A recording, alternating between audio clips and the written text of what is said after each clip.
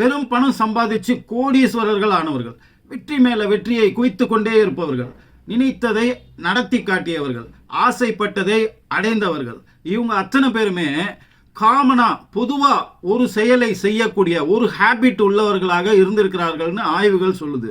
இது ரொம்ப அதிசயமான விஷயமா அவங்களுக்கு பட்டுது. அந்த ஒரு விஷயம் பல அறிவியல் கண்டுபிடிப்புகளின் அடிப்படையில் அமைந்திருக்கு அப்படின்னு சொல்றாங்க. நம்ம மூளையிலே சில சிஸ்டம் இருக்கு, நம்ம உடலில் சில சிஸ்டம் இருக்கு. இவற்றை சரிவர பயன்படுத்தி அந்த ஹேபிட், அந்த பழக்கத்துக்கு கொண்டு வருவதன் மூலம் மிகப்பெரிய சாதனைகளை இவங்க பண்ணியிருக்கிறாங்க அப்படின்றது கண்டுபிடிச்சிருக்கு. அப்படிப்பட்ட ஒரு பிரபஞ்ச ரகசியத்தை உடைச்சு அவங்க அறியாமல் செய்ததை நாம் அறிந்து செய்ய போகிறோம்.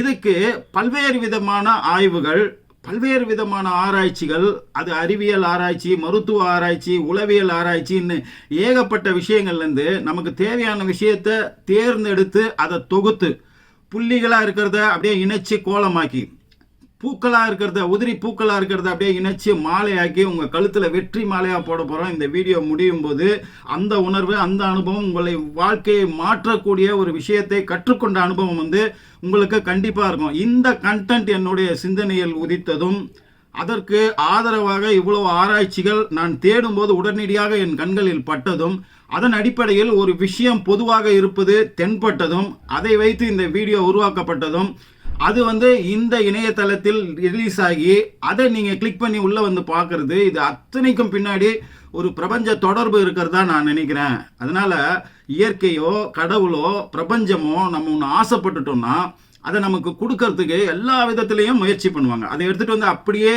ராவா நம்ம கையில் கொடுக்க மாட்டாங்க. அப்படி அவங்க முயற்சி பண்ணக்கூடிய வழிகள் நம்மளுடைய அன்றாட வாழ்க்கையில் அது கண்டுகொள்ளாத விஷயமாக இருக்கும். அவ்வளோ முக்கியத்துவம் இல்லாத விஷயமாக கூட நிறைய 90% இருக்கும். அதனால் அதை எளிதில் நம்ம தாண்டி போயிடுவோம்.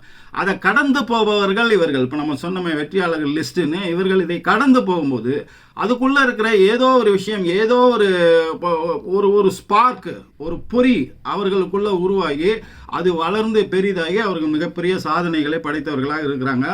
அதில் ஒன் ஆஃப் த விஷயமா இந்த வீடியோ இருக்கும்னு நான் நம்புகிறேன். இந்த வீடியோ முடியும் போது உங்களுக்கும் அந்த நம்பிக்கை வரும். அதனால் இந்த வீடியோனோட ஏதோ ஒரு நொடியிலையோ ஒரு வினாடிலையோ ஒரு இடத்துலையோ ஒரு செய்தி, ஒரு தகவல், இல்லை வேறு ஏதோ ஒரு விஷயம் உங்களுக்கு அந்த ஸ்பார்க்கை கொடுக்கக்கூடியதாக இருக்கும். அதனால் வீடியோவை மிஸ் பண்ணாமல் ஃபுல்லாக பாருங்கள்.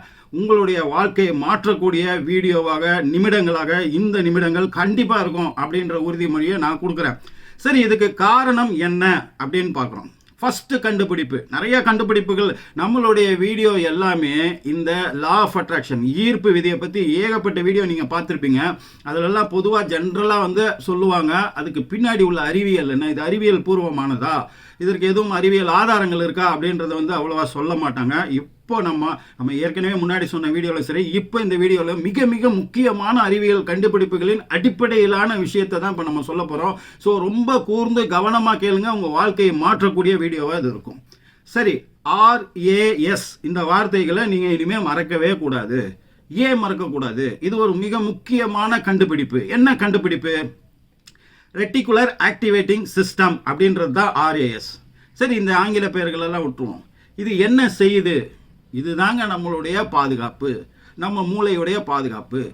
இந்த சிஸ்டம் நம்ம மூளையில் இயங்கலைன்னா நம்மளால் அன்றாடம் சாதாரணமாக இயங்கவே முடியாது. ஏன் எப்படி சொல்கிறோம்? சரி, இந்த மூளைன்றது ஒரு கம்ப்யூட்டர் மாதிரி.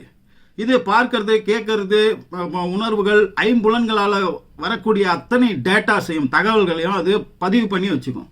அப்புறம் எப்பப்போ எந்தெந்த சுச்சுவேஷன்லாம் நமக்கு தேவைப்படுமோ இந்த டேட்டாலேருந்து எடுத்து அதில் எதெல்லாம் மட்டும் ஃபில்டர் பண்ணி எதெல்லாம் தேவையோ அதை மட்டும் நமக்கு கொடுத்து நம்மளுடைய விழிப்புணர்வு மனநிலைக்கு, நம்மளுடைய சப்கான்ஷியஸ் மனநிலைக்கு ஏதோ ஒன்றுக்கு அது நம்மளை இயக்கும். இதுபடி முடிவெடுக்க வைக்கும், அதுவும் முடிவெடுக்கும். இந்த மாதிரியான நிறைய விஷயங்கள் நடப்பதற்கு அதுக்கு தகவல்கள் நிறைய தேவை.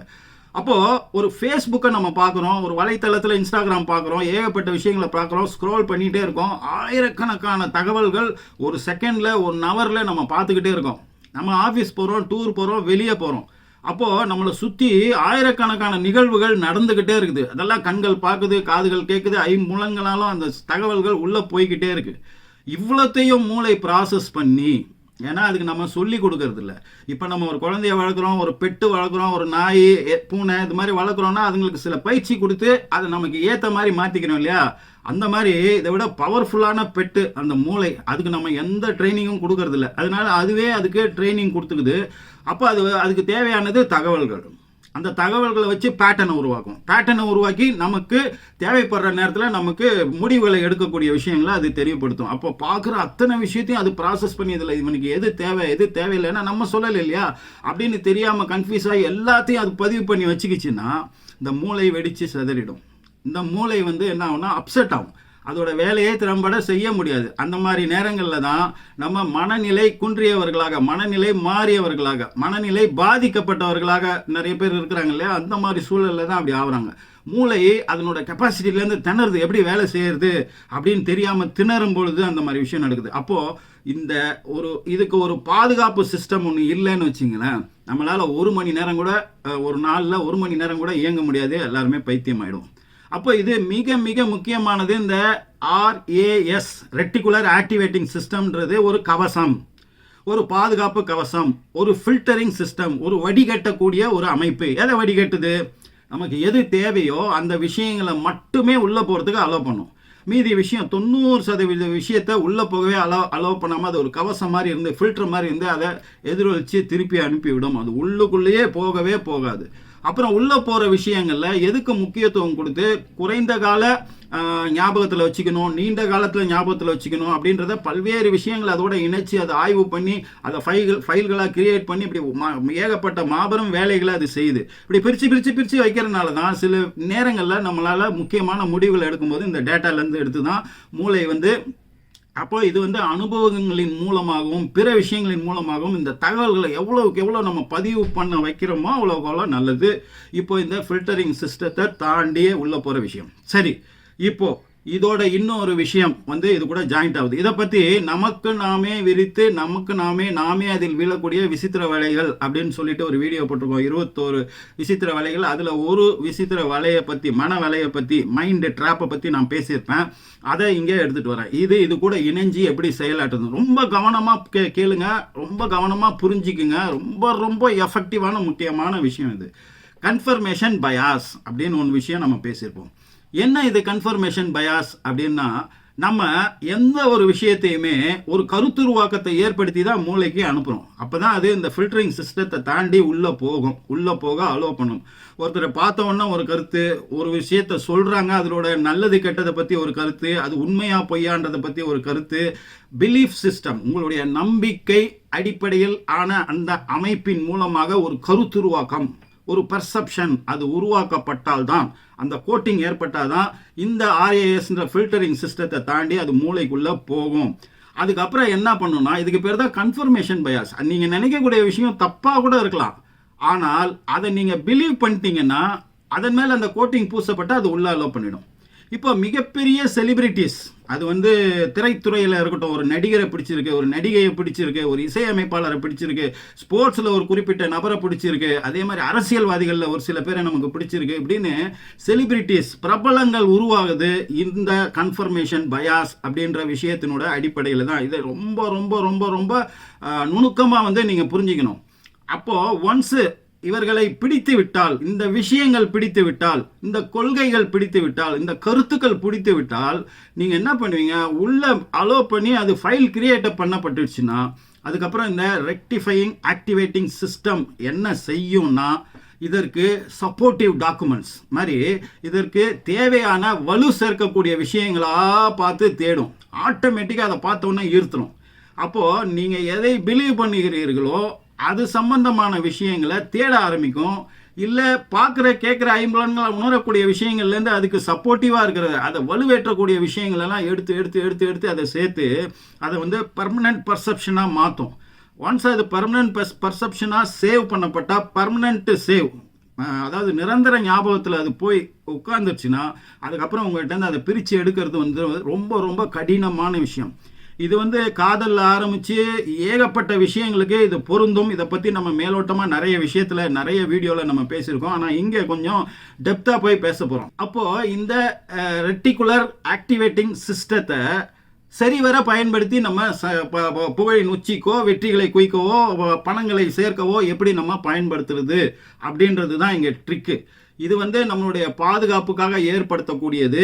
ஆனால் இதுவே ஒரு மைண்டு ட்ராப் ஆகி ஒரு குறுகிய வட்டத்தில் ஒரு குறுகிய விஷயத்துக்குள்ள நம்ம குவிந்து கொண்டு அடங்கி கிடக்கக்கூடிய விஷயமாக, நம்மளை குறுக்கி கொள்ளக்கூடிய ஒரு விஷயமாக இது நமக்கு பயன்படுத்தப்படுகிறது. ஆனால் இதை உடைச்சு இதையே வேற மாதிரி நம்ம பயன்படுத்துவது.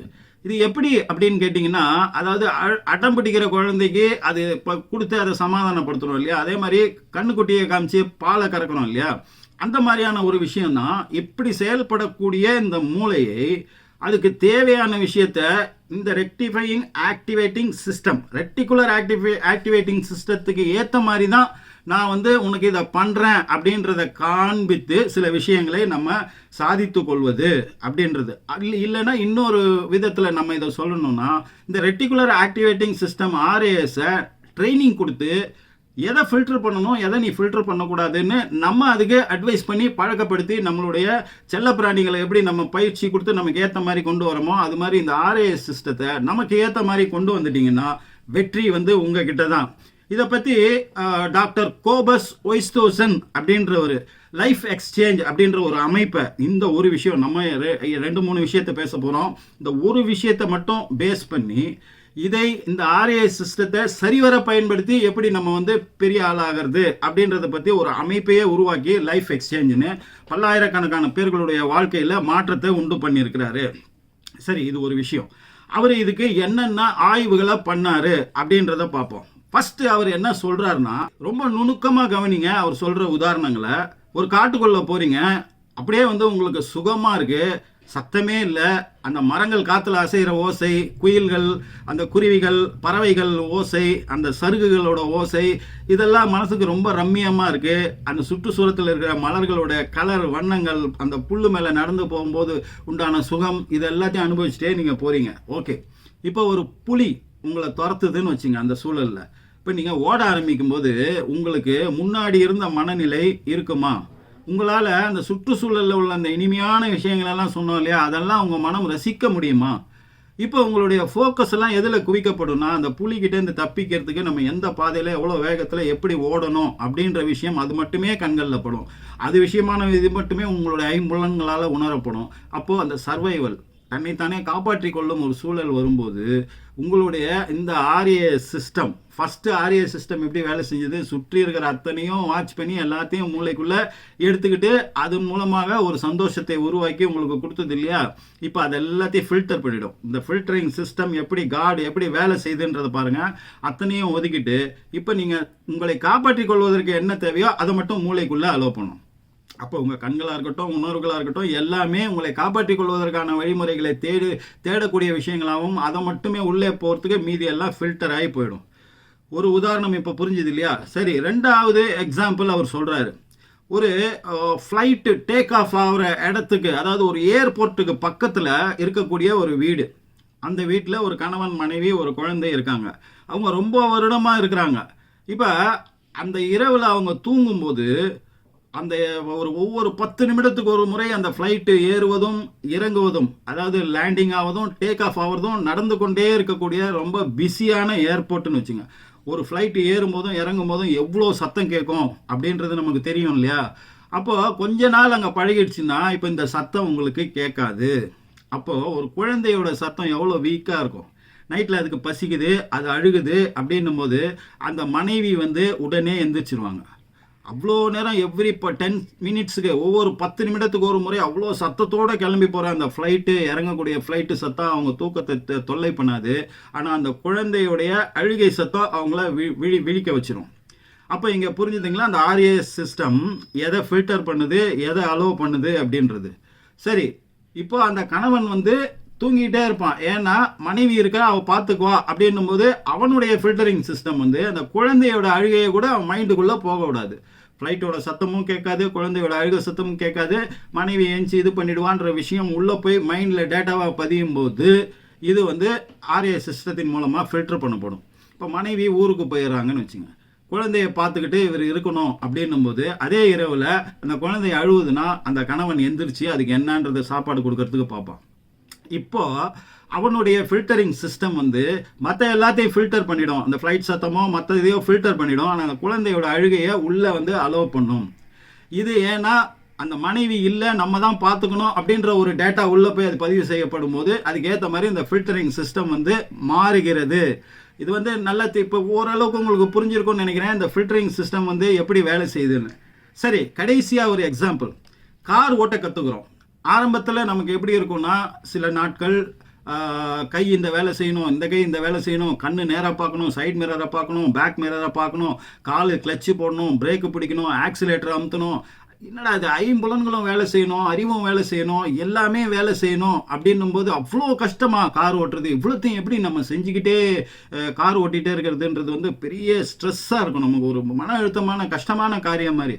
சில வருடங்கள் போனதுக்கப்புறம் பார்த்தீங்கன்னா அந்த கார் என்னவோ தானாக தன்னைத்தானே ஓட்டிக்கிட்டு போகிற மாதிரி, நீங்கள் எதையோ யோசிச்சுட்டு இருந்தால் கூட தானாக உங்களுடைய உடல் வந்து வேலை செய்து அந்த கார் உங்களை ஆஃபீஸ்க்கோ, ஆஃபீஸ்லேருந்து வீட்டுக்கோ, இல்லை வேறு இடத்துக்கோ நீ எங்கே போகணும்னு நினைக்கிறீங்களோ அந்த இடத்துக்கு கரெக்டாக வந்து அது கொண்டு போய் விட்டுவிடும். பெரிய ஸ்ட்ரெயினே இருக்காது. கார் ஓட்டுவது ஒரு இனிமையான விஷயமா உங்களுக்கு மாறி போயிடும். நிறைய பேருக்கு லாங் டிரைவ் போகிறதெல்லாம் மிக சந்தோஷமான விஷயமா வந்து இருக்கும். அது அவங்களுடைய ஃபில்டரிங் சிஸ்டத்தை பொறுத்து. இப்போ கார் ஓட்டக்கூடிய அந்த அனுபவங்கள், அந்த டேட்டா, அந்த விஷயங்கள் மூளைக்குள்ளே ஃபில்டர் ஆகி போய் ஃபைலாக கிரியேட் ஆகிற வரைக்கும் தான். ஒன்ஸ் கிரியேட் ஆகிடுச்சுன்னா நீங்கள் கார் ஓட்ட உட்கார்ந்த பிறகு அந்த ஃபில்டரிங் சிஸ்டத்துக்கு மீறி உள்ளே போன விஷயம் டேட்டாலேருந்து மூளை எடுத்து அதை உடலுக்கு இயக்கி அது தானாக பண்ணுது இல்லையா? அப்போ ஒரு விஷயம் இந்த ஆர்ஏஎஸ் சிஸ்டம் அப்படின்னு இருக்கு இல்லையா, ரெட்டிகுலர் ஆக்டிவேட்டிங் சிஸ்டத்தை மீறி உங்கள் மூளைக்குள்ளே போய் பதிவு செய்ய வைக்கப்படும் போது டேட்டாவாக அது பின்னால் உங்களுக்கு இந்த மாதிரி பயன்படும் அப்படின்ற பாயிண்ட் வந்து புரிஞ்சுக்கிட்டீங்களா? அடுத்த ஸ்டேஜ். இப்போ இதையே நம்ம இப்படி சொல்கிறேன் நான். இப்போ நீங்கள் 4-5 வருஷமாக ஓட்டி காரை ஓட்டுறதுல எக்ஸ்பர்ட் ஆகிட்டீங்க. சரி, நீங்களே சைனாவுக்கு போகிறீங்க. சைனாவில் உங்களை கார் ஓட்டுறதுக்கு அலோவ் பண்ணுறாங்க. இல்லை ஒரு யூரோப்புக்கு போகிறீங்க, இல்லை வேறு ஏதோ ஃப்ரான்ஸ், எங்கேயோ ஒரு வெளிநாட்டுக்கு போகிறீங்க. சைனா அப்படின்றத ஏன் சொல்லணும்னா, ஆங்கிலம் அதிகமாக பயன்படுத்த மாட்டாங்க. அந்த இடத்துல போகும்போது உங்களுக்கு ரோட் சிக்னல்ஸு, அந்த சைன் போர்டு எதுவுமே உங்களுக்கு தெரியாது. ரூட்டு எப்படி போகணும், எந்த பக்கம் என்ன இருக்குது, எதுவுமே தெரியாத போது நீங்கள் வந்து அங்கே டிரைவிங் விஷயம் வேறு மாதிரி இருக்கலாம். அதெல்லாம் வந்து உங்களை என்ன ஆகுனா, திடீர்னு நீங்கள் அந்த கார் கற்றுக்கிட்ட அந்த ஆரம்ப காலகட்டத்துக்கு போயிடுவீங்க.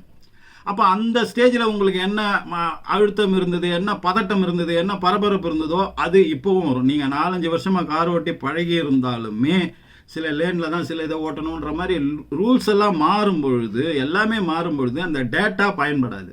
இப்போ அந்த டேட்டா போயிடுச்சுன்னும் போது உங்களுக்கு ஆரம்ப காலகட்ட நிலைக்கு நீங்கள் வந்துடுறீங்க. அப்போ இங்கே உள்ள விஷயத்துக்கு ஏற்ற மாதிரி ஆனால் டேட்டா இந்த ஆர்ஏ சிஸ்டத்தை மீறி, ஃபில்டரிங் சிஸ்டத்தை மீறி உங்கள் மூளைக்குள்ளே போய் பதிவு பண்ணப்பட வேண்டும். புரிஞ்சுதுங்களா? அது வரைக்கும் உங்களுக்கு அந்த பதட்டமும் இதுவும் ஓட்டுறதுல சிரமமும் தயக்கமும் எல்லாமே உங்களுக்கு இருக்கும். ஒன்ஸ் அது பதிவாயிடுச்சுன்னா அதுக்கப்புறம் நீங்கள் ஸ்மூத்தாக வந்து ஓட்டலாம். இவ்வளவுதாங்க விஷயம். இந்த ஆர்ஏ சிஸ்டம் நமக்குள்ளே வேலை செய்கிறதுனால தான், தேவையில்லாத விஷயங்கள்லாம் ஃபில்டர் பண்ணப்படுவதனால தான் நம்மளால் ஸ்மூத்தாக வந்து இயங்குது. அப்போ ஒருத்தரை பற்றி, நம்மளை பற்றி ஒரு ஒப்பீனியன் உருவாக்கப்படுது. இவர் இப்படி தான், இந்தந்த விஷயங்கள் என்னென்ன கருத்து இருக்கும், இந்தந்த விஷயங்கள் இப்படி நடந்துக்குவார், இப்படி இப்படி யோசிப்பார், இப்படி இப்படி செயல்படுவார்னு மற்றவங்களும் ஒரு கருத்துருவாக்கத்தை நம்மளை பற்றி உருவாக்குறதுக்கு அது பயன்படும். நிறைய விஷயங்களில் அது வந்து ஒரு முடிவுக்கு வரக்கூடிய விஷயமா இருக்கிறதுனால அது அந்த அமைப்பை வந்து இயற்கையோ கடவுளோ இந்த பிரபஞ்சமோ நம்ம மூளைக்குள்ளே வச்சுருக்காங்க. சரி, இதை எப்படி நம்ம குழந்தை மாதிரி ட்ரீட் பண்ணி சீட் பண்ணி நம்ம ஏமாற்றி நமக்கு தேவையான விஷயத்தை நம்ம சாதிச்சுக்கிறது? ஃபஸ்ட்டு வந்து மூளை அப்படின்றது வந்து நமக்குள்ளே இருக்கக்கூடிய, நம்மளுடைய அங்கமாக இருக்கக்கூடிய ஒரு விஷயம் அப்படின்றத நீங்கள் மாற்றணும். அது உங்களுடைய குழந்தையோ, உங்களுக்கு நெருக்கமான ஒரு விஷயமாகவோ, பாசமான விஷயமாகவோ, நண்பனாகவோ, காதலியாகவோ, காதலனாகவோ, கணவனாகவோ, மனைவியாகவோ, ஏதோ ஒரு விஷயமாக, பெட்டு, செல்ல பிராணியாகவோ ஏதோ ஒரு விஷயமாக முதல்ல அதை தள்ளி வைங்க, மூளையை தள்ளி வைங்க. அதுக்கப்புறம் அதுக்கு இப்படி ஒரு அமைப்பு இருக்கு அப்படின்னும் போது நம்ம எப்படி கண்ணுக்குட்டியை காமிச்சு மாட்டுக்கிட்ட இருந்து பாலை கறக்கிறோமோ அந்த மாதிரி சில விஷயங்களை அதுக்கு பழக்கப்படுத்தி இதைத்தான் நீ ஃபில்டர் பண்ணணும், இந்த மாதிரி விஷயம் வரும்போது நீ உள்ள அலோவ் பண்ணி அதை பதிவு பண்ணி வைக்கணும் அப்படின்றத நம்ம சொல்லி கொடுப்பதன் மூலமாக நம்ம சாதிச்சு கொள்ள முடியும். விளங்குச்சிங்களா? எத்தனை பேருக்கு புரிஞ்சுது அப்படின்னு சொல்லுங்க. அப்போ நம்ம என்ன சொல்லி கொடுக்கணும் அப்படின்றதுல தான் அடுத்த அறிவியல் கண்டுபிடிப்புகள் இங்கே உள்ள வருது.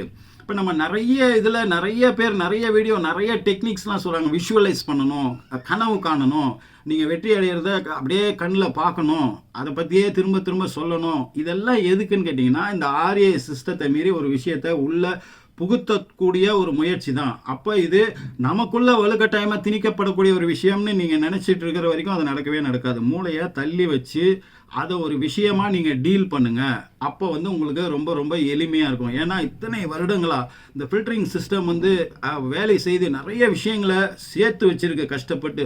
அதெல்லாம் எடுத்துட்டு வேற ஒரு விஷயத்தை கொண்டு போய் நீங்கள் வைக்கணும் போது அது அலோவ் பண்ணவே பண்ணாது. ஒரு குழந்தைகிட்ட இருந்து ஒரு பொம்மையை பிடுங்கணும்னா வேறு ஒரு அழகான பவர்ஃபுல்லான ஒரு பொம்மையை அதுகிட்ட நீட்டி அதை ஏமாற்றி அதை வாங்குற நேரத்துக்கு தான் இதை எடுக்க முடியும். அப்படி ஒரு ட்ரிக்கை தான் வந்து இப்போ நம்ம பண்ண போகிறோம். அடுத்து வரக்கூடிய இந்த பகுதி தான் மிக மிக மிக முக்கியமானது. அதாவது இது ஒரு தனி கண்டுபிடிப்பு. அந்த கன்ஃபர்மேஷன் பயாஸ்ன்றது தனி கண்டுபிடிப்பு. இப்போ நம்ம சொல்ல போகிறதும் தனி கண்டுபிடிப்பு. ஆனால் இதுக்குள்ளே உள்ள இணைப்பு பாருங்கள் எவ்வளோ அற்புதமாக இணையுதுன்னு. அடுத்து என்ன சொல்கிறாங்கன்னா, ஆண்ட்ரூ ஹியூபர்மன் இதை பற்றி ரொம்ப தெளிவாக வந்து பேசியிருக்காரு. இது என்ன விதமான கண்டுபிடிப்பு, நமக்குள்ளே இருக்கிற மூளையில் இருக்கக்கூடிய உடலில் இருக்கக்கூடிய வேறு ஒரு சிஸ்டம். இந்த சிஸ்டத்தை இப்போ இது கூட வந்து நம்ம இணைக்க போகிறோம். என்ன அப்படின்னு கேட்டிங்கன்னா, எபினெஃப்ரின் அப்படின்னு ஒன்று, நோர்பினெஃப்ரின் அதாவது நோரேபினெஃப்ரின் இல்லை நோரா அட்ரெலின் அப்படின்னு ஒரு சிஸ்டம். இது சிஸ்டம் என்ன செய்யுது அப்படின்றது சில உதாரணங்களை சொன்னால் உங்களுக்கு புரிஞ்சிடும். இப்போ ஒரு மான் இருக்கு, குட்டி மான். அது காலையில் எந்திரிக்குது, அதுக்கு தண்ணி தாகம் எடுக்குது. ஆனால் அதுக்கு ஆரம்ப காலகட்டத்தில் குட்டியாக இருக்கும்போது தனக்கு தண்ணி தாகம் தான் எடுக்குது அப்படின்றது அதுக்கு தெரியாது. உடலுக்குள்ள ஒரு அஜிடேஷன், ஒரு பரபரப்பு, ஒரு விதமான ஒரு விஷயம் வந்து உள்ளுக்குள்ளே நடக்குது. ஒரு அழுத்தம், ஒரு ஸ்ட்ரெஸ்ஸு, ஏதோ ஒன்று உடலுக்குள்ளே நடக்கும்போது அது அன்ரெஸ்ட் ஆகுது. அது அமைதி இழந்து இங்கேயும் அங்கேயும் ஓடுது. அப்போ அது கண்ணில் வந்து ஒரு சின்ன தண்ணீர் குட்டை ஒன்று தெரியுதுன்னு வச்சுங்க. அதில் போய் அது தண்ணி குடிக்குது. தண்ணி குடித்தோடனே இந்த ஸ்ட்ரெஸ்ஸு, இந்த அஜிடேஷன், இந்த பரபரப்பு, இந்த உடலுக்குள்ளே நடக்கக்கூடிய அந்த வித்தியாசமான உணர்வுகள் எல்லாம் அடங்குது. இது அடங்கும்போது வேறு ஒரு விஷயம் உருவாகுது, மூளையிலேருந்து சுரக்குது. அதை பற்றி நான் சொல்கிறேன். இதனால என்ன ஆகுதுன்னா, அதுக்கு இந்த டேட்டா வந்து ஃபில்டரிங் சிஸ்டம் ஆர்ஏ சொன்னோம் இல்லையா, இதன் மூலமாக இதை மீறி உள்ளே போய் டேட்டாவாக அதுக்கு பதிவாகுது. என்னன்னா, இந்த மாதிரி உணர்வு வரும்போது நம்ம தண்ணி குடிக்கணும், அப்போ நமக்கு தாகம் எடுக்குது, நமக்கு பசி எடுக்குது அப்படின்ற ஒரு எக்ஸ்பீரியன்ஸ், ஒரு உணர்வு இது மூளையால் தகவலாக பதிவு செய்யப்பட்டு அப்புறமா வந்து அதுக்கு சொல்லப்படுகிறது. இது விஷயம் புரிஞ்சுதுங்களா? ஒரு பிறந்து சில மாதங்களான குழந்தை அதுக்கு வந்து ஒரு வயிற்று வலினாலோ பசினாலோ எந்த உணர்வாக இருந்தாலுமே அது அழுகை மூலமாக தான் காட்டுது இல்லையா? அப்போ நம்ம தான் அதை வந்து தெரிஞ்சுக்கிறோம், ஏன் அது அழுகுது அப்படின்னு. பசிக்கு அழுகுது. ஆனால் பெத்த தாய்க்கு வந்து நல்லா தெரியும். இப்போ பசிக்கு அழுகுதுன்னு வச்சுங்க, இந்த மான் மாதிரியே தான் அதுக்குள்ளே ஒரு அஜிடேஷன், ஒரு பரபரப்பு, ஒரு வித்தியாசமான ஒரு விஷயம் உள்ளே நடக்கும்போது அது வந்து அழுகையாக அதை காமிக்கும். அந்நேரத்துக்கு அதுக்கு சாப்பாடு கொடுத்தோம்னா அது சாப்பிட்டதுன்னா இதெல்லாம் அடங்கும்போது அது இதாகிடும். அதுக்கு அடுத்தது வந்து இந்த மாதிரி பசி இப்படியே தான் கொஞ்சம் கொஞ்சமாக நிறைய விஷயங்கள் டேட்டாவாக பதிவு செய்யப்பட்டு நம்ம குழந்தையிலேருந்து வளரும்போது நிறைய விஷயங்கள் இதனால தான் இது அப்படின்றத தெரிஞ்சுக்கிறோம். இப்போ நல்லா புரிஞ்சுக்கிட்டீங்களா? இப்போ அந்த ஒன்று சுரக்குது அப்படின்னு சொன்னோமே, இப்போ இந்த எஃபினெஃப்ரின் அண்டு நோரேபினெஃப்ரின் அப்படின்னு சொன்னோம் இல்லையா, இது என்னன்னு கேட்டிங்கன்னா, இது வந்து எபினெஃப்ரின் அப்படின்றது ஹார்ட் சம்மந்தப்பட்டது, ஹார்ட்டை தாக்குதல் பண்ணக்கூடியது, ஹார்ட்டை பாதிக்கக்கூடிய ஒரு விஷயம் அது. அதே மாதிரி நோரேபினெஃப்ரின் அப்படின்றது வந்து நம்மளுடைய இரத்த நாளங்கள். இது வந்து ஹார்ட்டு, லங்ஸு அந்த மாதிரியான உடல் உறுப்புகளை பாதிக்கக்கூடிய விஷயம். இது வந்து இரத்த நாளங்களை பாதிக்கக்கூடிய விஷயம். பொதுவாகவே என்ன நடக்குதுன்னா, இரத்த அழுத்தம், இரத்த ஓட்டம் அதிகரிக்குது, ஹார்ட்டோட ரேட் வந்து அதிகரிக்க செய்வது தான் இதனுடைய விஷயம். இப்போ எந்தெந்த மாதிரி சூழ்நிலைகளில் இது நடக்கும் உங்களுக்கு? ஒரு ஸ்ட்ரெஸ்ஸு, ஒரு மன அழுத்தம், ஒரு பயம், ஒரு பிரச்சனையில் போய் மாட்டிக்கும் போது அதுலேருந்து வெளியே வருவதற்கான அந்த நேரத்தில் ஏற்கப்படக்கூடிய பதட்டம், இந்த மாதிரியான அதிர்ச்சி, இந்த மாதிரியான விஷயங்கள்லாம் வரும்போது இந்த நோரேபினெஃப்ரின் அண்டு எபினெஃப்ரின் வந்து நம்ம உடலுக்குள்ளே சுரக்க ஆரம்பிக்கிறது. இது சுரக்க ஆரம்பிக்கும் போது பல்வேறு விதமான விஷயங்கள் அது உருவாக்குது. குறிப்பாக வந்து ரத்த ஓட்டத்தை அதிகப்படுத்தி, ஹார்ட் ரேட்டை அதிகப்படுத்தி, ஒரு அட்ரினலின் ரஷ் அப்படின்னு நம்ம சொல்கிறோம் இல்லையா, அட்ரினலின் அப்படின்ற ஒரு விஷயம் அதிகமாக வந்து இதில் வந்து உருவாகும். அதனால் உருவாகக்கூடிய ஒரு பதட்டம். இந்த மாதிரியான சூழல் வரும்போது நம்மளால் எஃபெக்டிவாக வேலை செய்ய முடியாது, நம்மளுடைய எனர்ஜி நிறைய செலவிடப்படுகிறது. இந்த மாதிரியான ஒரு விஷயம் வந்து இங்கே நடக்கும்போது இப்போ நோரேபினெஃப்ரின் அப்படின்றது உருவாகாமல் தடுக்கக்கூடியதும், அது குறையும் பொழுது நம்ம எனர்ஜி வந்து அது குறைஞ்சாலுமே நம்ம எனர்ஜி ஃபுல்லாக டோட்டலாக வேஸ்ட் ஆகிடும். நம்ம அப்படியே டல் ஆகிடுவோம், எந்த செயலற்றவர்களாகிடுவோம், செயல்படக்கூடிய அளவுக்கான வல்லமை நம்ம உடம்புலையும் இல்லாமல் போயிடும். அது இருந்துக்கிட்டே இருக்கிறதும் ஆபத்து, அது இல்லாமல் குறைக்கும் போதும் நம்ம வலுவிழந்து சக்தி இழந்து போகக்கூடிய அபாயம் உள்ளது. அப்போது இந்த உடலில் அதை சரி பண்ணக்கூடிய ஒரு சிஸ்டம் வந்து இயற்கையாகவே அமைந்திருக்கிறது. அது என்னன்னா டோப்பமைன் அப்படின்ற ஒரு விஷயம் சுரந்தா மட்டுமே இந்த இடத்துல இழக்கக்கூடிய அந்த சக்தி இழப்பு, எனர்ஜி லாஸ் வந்து சரி பண்ணப்பட்டு பேலன்ஸ் பண்ணப்பட்டு இது குறையும் போது நமக்கான ஒரு வீரியத்தன்மை, ஒரு ஊக்குவிப்பு, பிஹேவியர் அரோசல் அப்படின்றாங்க, விழிப்புணர்வு மனநிலை, ஒரு மோட்டிவேஷன், இது எல்லாமே கொடுக்கறதுக்கு ஒரு எனர்ஜி ஒன்று வேணும். இதெல்லாம் வரும்போது இந்த எனர்ஜி சேர்ந்தாதான் இதெல்லாம் வீரியமாக செயல்படும். நல்லா புரிஞ்சிடுச்சிங்களா? எத்தனை பேருக்கு புரிஞ்சுதுன்னு பாருங்கள். திரும்ப ஒரு தரம் புரியலன்னா கேளுங்க, திரும்பி ஒரு தரம் கேளுங்க, புரியுதான்னு பாருங்கள். நல்லா புரிஞ்சுக்கிங்க. மிக முக்கியமான ஏரியா இது நம்ம சொல்ல போகிற விஷயம். இப்போ டோப்பமைன், இதுக்கு ஒரு உதாரணம் சொன்னால் உங்களுக்கு இன்னும் புரிஞ்சிடும்னு நினைக்கிறேன். கஷ்டப்பட்டு ஒரு டீம் விளையாடுறாங்க, ஒரு ஃபுட்பால் விளையாடுறாங்க, ஒரு ஹாக்கி விளையாடுறாங்க, கிரிக்கெட் விளையாடுறாங்க. இருக்கிற எல்லாருக்கும் எனர்ஜி போயிடுது. ரொம்ப டஃப்பான ஆப்போனண்ட் எதிரணி, அதனால கடுமையாக பண்ணுறாங்க, எல்லாருக்கும் எனர்ஜி போயிடுது. ஒரு அணி ஜெயிக்குது, ஒரு அணி தோக்குது. நல்லா தெரிஞ்சுக்கங்க. இப்போது ஒரு அணி ஜெயிக்குது இல்லையா, அந்த ஜெயித்த அணிக்கும் தோத்த அணிக்கும் எனர்ஜி லாஸ். அவங்க அப்படியே டல்லாக, அப்படியே வேகமாக வந்து விளையாடி டல்லாக தான் இருப்பாங்க. ஆனால் அந்த ஜெயித்த அணி ஜெயிச்சிருச்சு, தங்க கோப்பையை ஜெயிச்சிருச்சு அப்படின்னும் போது அவங்க அதை கொண்டாடுவாங்க. கொண்டாடுறதுக்கு ஒரு எனர்ஜி வேணுமா இல்லையா? திரும்ப ஓடுவாங்க, குதிப்பாங்க, கட்டி பிடிப்பாங்க, அந்த கிரவுண்டை சுற்றி ஓடுவாங்க. எங்கேருந்து வந்தது அந்த எனர்ஜி? அவங்க ஆல்ரெடி எனர்ஜி ட்ரெயின் ஆகி போய் தான் இருக்கிறாங்க. ஆனால் ஜெயிச்சிட்டாங்க அப்படின்னும் போது அவங்க வந்து இப்போ ஸ்டார்ட் பண்ணும்போது இருந்த அந்த ஒரு எனர்ஜி சக்தியோடு அவங்க வந்து செயல்படுவாங்க. தோத்த அணி வந்து அப்படியே படுத்துருவாங்க, ஒருத்தர் சமாதானப்படுத்துவாங்க. இதெல்லாம் இப்போ ஒரு 100 மீட்டர் 400 மீட்டர் ரன்னிங் ரேஸில் ஓடுறவங்களுக்கு பார்க்கலாம், டென்னிஸில் விளையாடுறவங்களுக்கு பார்க்கலாம், கேமில் பொதுவாக பார்க்கலாம். ஆனால் நடைமுறை வாழ்க்கையில் அத்தனை விஷயத்துலையும் இது நடக்குது. இப்போ அங்கே என்னன்னா, வெற்றி அடைந்துட்டோம் அப்படின்னும் போது மூளையுடைய ப்ளஷர் ஏரியா, சந்தோஷ ஏரியா ஆக்டிவேட் பண்ணப்படுது.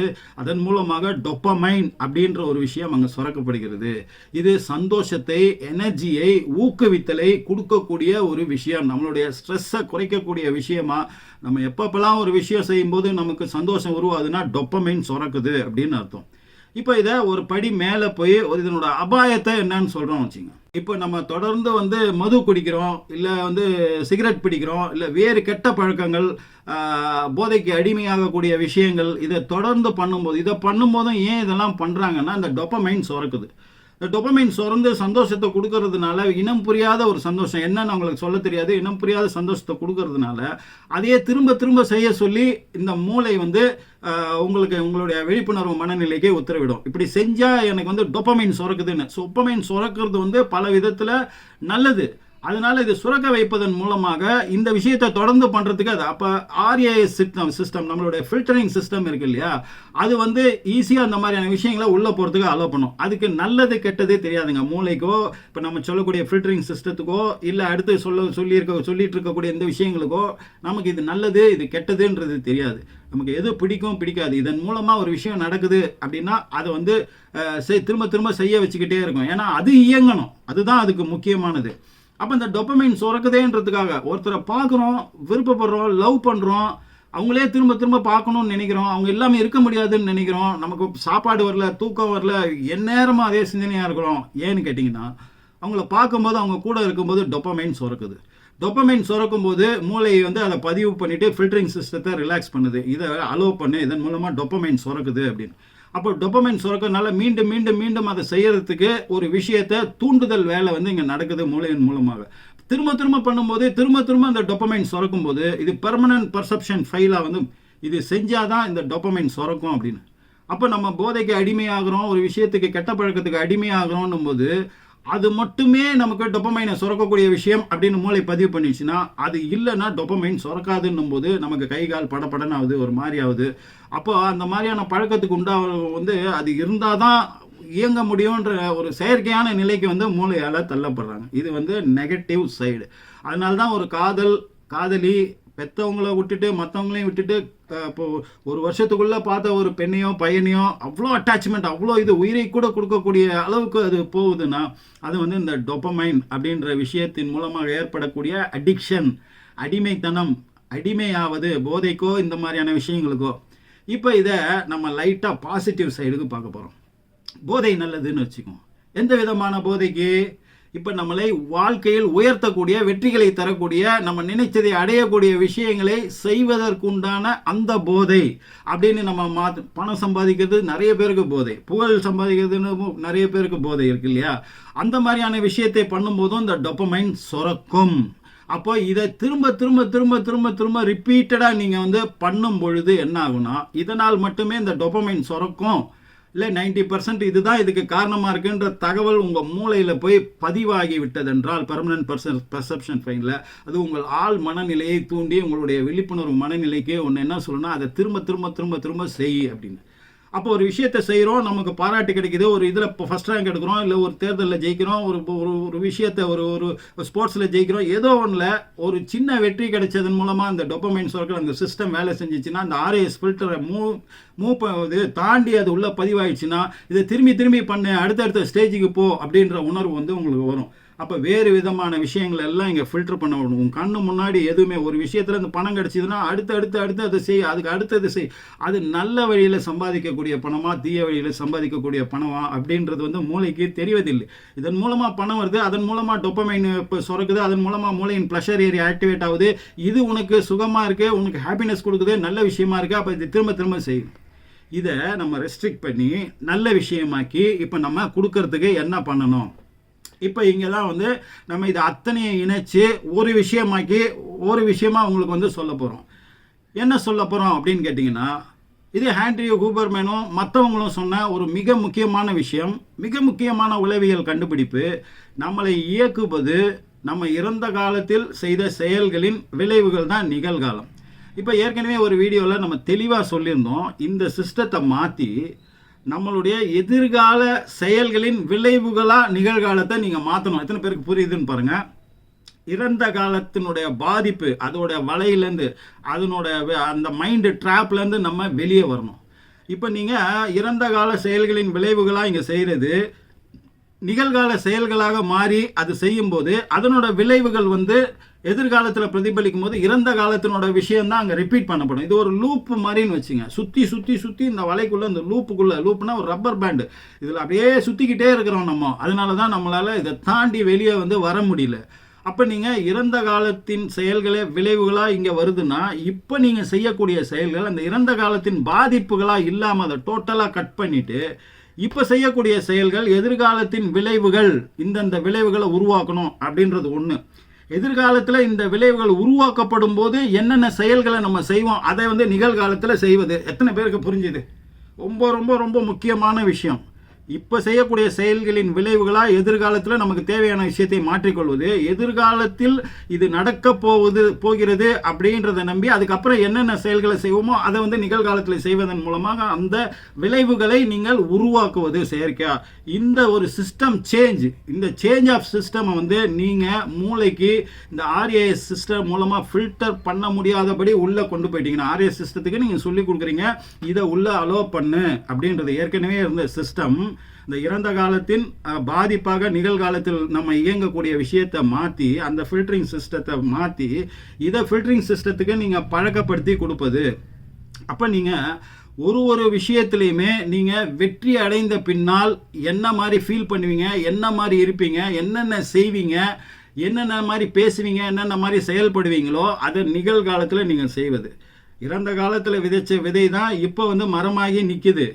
இப்போ விதைக்கக்கூடிய விதையும் அந்த மரத்துலேருந்து விழுந்ததுன்னா அதே மாதிரியான ஒரு மரங்கள் தான் உங்களுக்கு முளைக்கும். நீங்கள் வேறு ஒரு மரத்தையோ வேறு ஒரு விஷயத்தையோ எதிர்காலத்தில் உருவாக்கணும்னு நினச்சிங்கன்னா இதை மறந்து விட்டு புதிய இடத்துல புதிய விதைகளை உங்களுக்கு தேவையானதை எப்போ விதைச்சிங்கன்னா தான் எதிர்காலத்தில் அது உங்களுக்கு கிடைக்கும் அப்படின்றது புரிஞ்சது இல்லையா? ரெண்டாவது விஷயம், மிக மிக முக்கியமான ட்ரிக்கு, நம்ம கண்ணுக்குட்டியை காமிச்சு பாலை கறந்தோம் இல்லையா, அந்த மாதிரி ரிவார்டு சிஸ்டம்.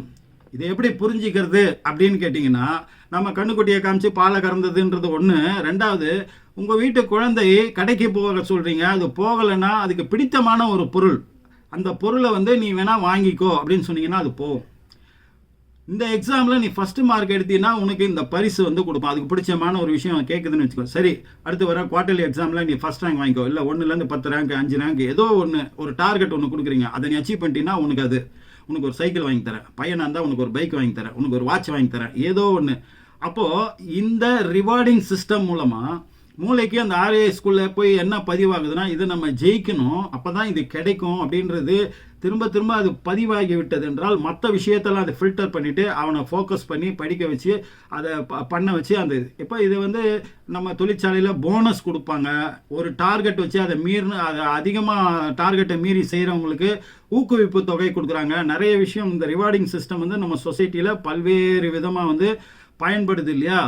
அப்போது அந்த மாதிரியான ஒரு விஷயத்தை மூளையை தனியாக பிரித்து வச்சு அதை ஒரு குழந்தையாகவோ ஒரு தொழிலாளியாகவோ ஒரு நம்மளுடைய பெட்டாகவோ அப்படின்னு நீங்கள் பார்த்து அதுக்கு ஏற்ற மாதிரி ஒரு விஷயத்தை வந்து ரிவார்டு பண்ணுவோம் ஒன்று செஞ்சா அப்படின்ற ஒரு சிஸ்டத்தை கண்டுபிடிச்சி அதை ஆர்ஏஎஸை மீறி உங்கள் மூளையில் பதிவு செய்கிற மாதிரி பண்ணிட்டீங்கன்னா போதும், முடிஞ்சு போச்சு.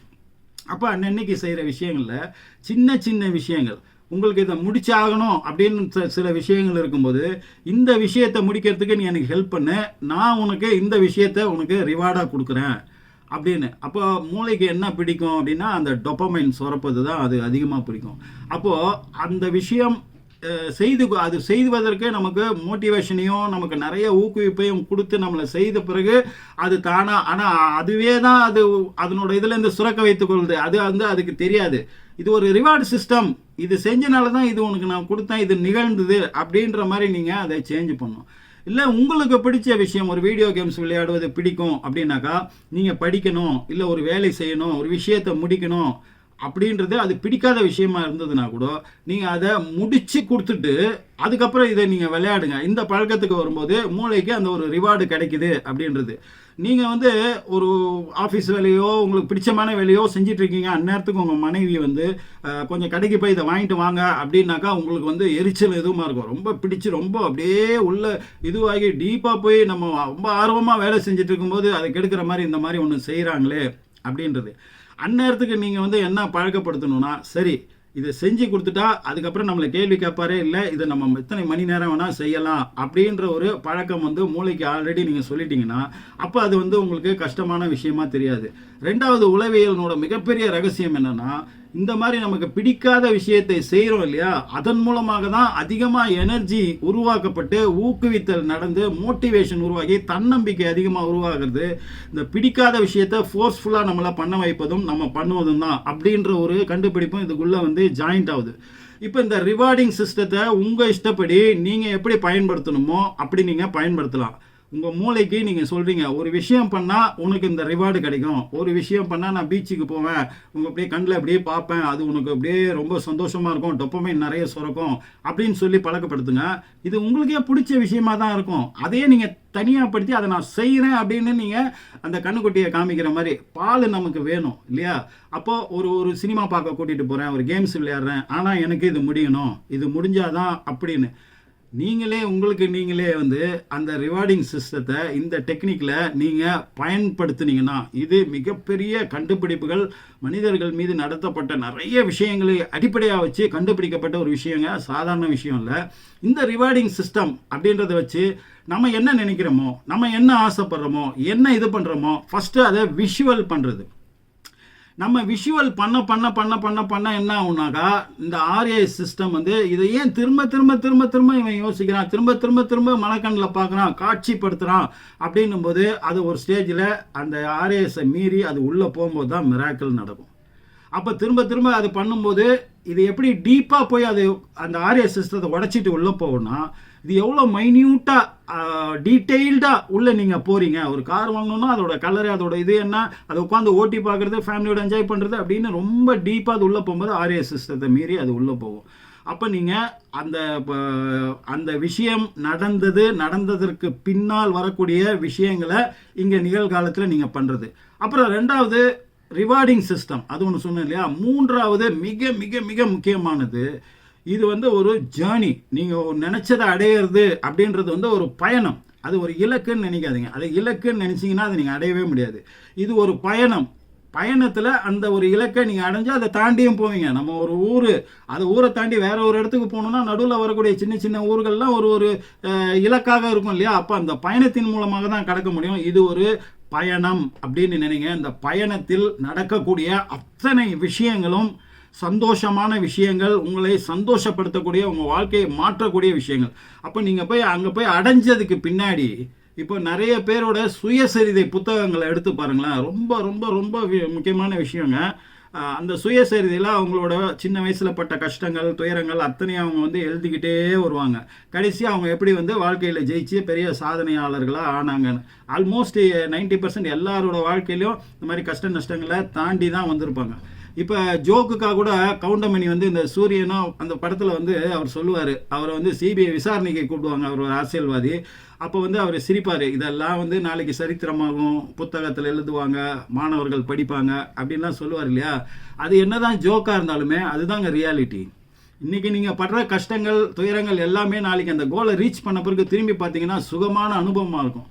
இப்போ உங்களுக்கு ஒரு 60 வயசு ஆகுது, நீங்கள் ஒரு 10 வயசுலேருந்து நடந்த சுகமான விஷயங்கள் கஷ்டமான விஷயங்கள்லாம் யோசிச்சு பார்த்தீங்கன்னா ரெண்டும் ஒரே மாதிரி பேலன்ஸ்டாக தான் தெரியும். ஒரு இனிமையான அனுபவ கோர்வையாக தான் அது உங்களுக்கு தெரியுமே தவிர அந்த நிமிஷத்தில் நம்ம பட்ட அந்த கஷ்டத்தோட வலி அதே அளவுக்கு உங்களுக்கு இப்போ உங்களால் ஃபீல் பண்ண முடியாது. இப்போ இது வந்து ஒரு அனுபவங்களின் தொகுப்பு, இது ஒரு சுகமான பயணம் அப்படின்றது அதை இப்போவே நீங்கள் ஃபீல் பண்ணுறது. இப்போ நடக்கக்கூடிய உங்களுக்கான நல்லது கெட்டது கஷ்டம் நஷ்டம் துயரம் சந்தோஷம் எல்லாத்தையுமே இது அந்த இலக்கை நோக்கிய பயணத்தில் இதெல்லாம் வந்து நடந்துட்டுருக்கு அப்படின்னு சுகமாக அதை பயணமாக கிராஸ் பண்ணி போகிறது. அதை ஒன்று சுகமாக எடுத்துக்கொள்ளும் போது இந்த ஆர்ஏஎஸ் ஃபில்டரிங் சிஸ்டமில் இவன் ஒரு ரூட்டில் போயிட்டுருக்கான், அதுக்கு வந்து இது மாதிரியான டேட்டாஸ்லாம் இந்த மாதிரியான சம்பவங்கள்லாம் இவனுக்கு நடக்குது அப்படின்னும் போது உங்களுக்கு இந்த நோர்ஃபினெஃப்ரின் எபினெஃப்ரின் அந்த அட்ரினலின் சிஸ்டம் இருக்குது இல்லையா, நோராட்ரினலின் சிஸ்டம், இந்த சிஸ்டம் வந்து அதனோட வீரியத்தன்மை குறையுது. அதன் மூலமாக டொப்பமைன் அதிகமாக சுரக்குது. டொப்பமைன் அதிகமாக சுரக்கும் போது ஆர்ஏஎஸ் ஃபில்டர் சிஸ்டம் மூலமாக உள்ளே போகிற விஷயங்கள் ரொம்ப எளிதாக்கப்படுது. அப்போ நீங்கள் கற்பனை பண்ணுவது ஆசைப்படுவது அத்தனையும் ரொம்ப ஈஸியாக உங்கள் மூளையில் போய் பதிவு செய்யப்படும். அதன் மூலமாக உங்களுக்கு ஒரு அற்புதமான எனர்ஜி சக்தி கிடைச்சி ஒரு ஊக்குவித்தல் மோட்டிவேஷன் உங்களுக்கு கிடைச்சி அதன் மூலமாக நீங்கள் உங்கள் கண்ணுக்கு வந்து யார் யாரை போய் பார்த்து என்னென்ன விஷயம் பண்ணி எப்படி செய்யணுன்ற அந்த செயல் திட்டம் வந்து உங்களுக்கு உருவாக்கப்பட்டு அது செயல்முறை படுத்தப்பட்டு ஒரு மீட்டிங்கில் நீங்கள் பேசாமையே தயக்கத்தோடு உட்காந்துருக்கிற ஆள் கூட இந்த மாதிரியான விஷயத்தின் மூலமாக தைரியமாக பேசுவீங்க, போல்டாக பண்ணுவீங்க, யாரை பார்த்தாலும் ஒரு ஸ்ட்ராங்காக ஒரு நம்பிக்கையோட ஒரு வாதத்தை எடுத்து வைப்பீங்க. அதன் மூலமாக நிறைய வெற்றிகள், இப்படி ஏகப்பட்ட டெக்னிக், அது 1-2ன்னு சொல்ல முடியாது. ஆக மொத்தத்தில் வெற்றிகள் குவிவதும் பணங்கள் உங்ககிட்ட வந்து சேர்வதும் புகழ் உங்ககிட்ட வந்து சேர்வதும் ரொம்ப ரொம்ப எளிமையாக்கப்படும். ரொம்ப மேலோட்டமாக இந்த விஷயத்தை வந்து நம்ம பேசியிருக்கோம். ரொம்ப டெப்தான சப்ஜெக்ட்டு. தயவு செய்து புரிஞ்சுக்கிங்க. இப்போ நம்ம சொன்ன விஷயங்களை செயல்படுத்த நீங்கள் முயற்சி பண்ணுங்கள். இதை உங்களுக்கு விருப்பமானவர்களும் நீங்கள் உயர வேண்டும் வெற்றிகளை குவிக்க வேண்டும் அப்படின்னு நினைக்கிறவங்களுக்கும் இந்த வீடியோவை ஷேர் பண்ணுங்கள். ரொம்ப கஷ்டப்பட்டு நிறைய தகவல்களை சேகரித்து அதை ஒரு கருத்துருவாக்கம் பண்ணி நம்மளுடைய தாட் எக்ஸ்பெரிமெண்ட்டையும் போட்டு ஒரு வீடியோவை மேக் பண்ணுறோம். இதுக்கான அப்ரிஷியேஷன் வந்து எங்கேயோ ஒரு இடத்துல யாரோ 10 பேர் இதனால் பயன்படுறாங்கன்னா எனக்கு சந்தோஷம். ஆனால் என்ன ஊக்குவிக்கிறதுக்கு இதுக்கு ஒரு லைக்கு, இதுக்கு ஒரு ஷேரு, சப்ஸ்கிரைப் பண்ணாதவங்க இதுக்கு சப்ஸ்கிரைப் பண்ணிங்கன்னா, இதுவரை நான் அந்த மாதிரி எந்த வீடியோவில் கேட்டதில்லை, எனக்கு ஒரு கைத்தட்டல், என் முதுகில் தட்டி கொடுத்த அந்த ஒரு உணர்வு என்னை மேலும் இது போன்ற செய்திகளை வந்து தேடி எடுத்து உங்களிடம் கொண்டு வந்து சேர்ப்பதற்கு உதவும் அப்படின்றத சொல்லி உங்களிடமிருந்து விடைபெறுகிறேன். நான் உங்கள் AJH. நன்றி.